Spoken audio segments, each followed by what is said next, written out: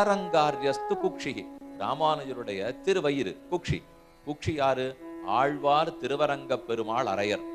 அந்த சுவாமி ஆளவந்தாருடைய திருக்குமாரர். அவரைத்தான் அத்தனையுமாக சுவாமி பற்றி இருந்தார். திருவரங்க பெருமாள் அரையரை ராமானுஜருடைய திருவயிறாக தியானிக்கிறோம். அவருடைய வயற்றையே பார்க்கிறோம். என்ன அழகா மடிந்து இருக்கிற வயிறு. வயிறு இருக்கா? சாப்பிட்டுக்கிறோம். ரொம்ப பட்டி இருந்திருப்பார் போல் இருக்கே. வைராக்கியத்தோடு இருக்கார் போல் இருக்கே. வயர் அப்படியே ஒட்டி இருக்கு.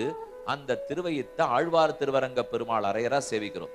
அவரிடத்திலே என்ன கிட்டும்னால் ஆச்சாரியன் பரகத ஸ்வீகாரம் செய்வார் அப்படிங்கிறது அந்த பாக்கியம் நமக்கு கிடைக்கும்.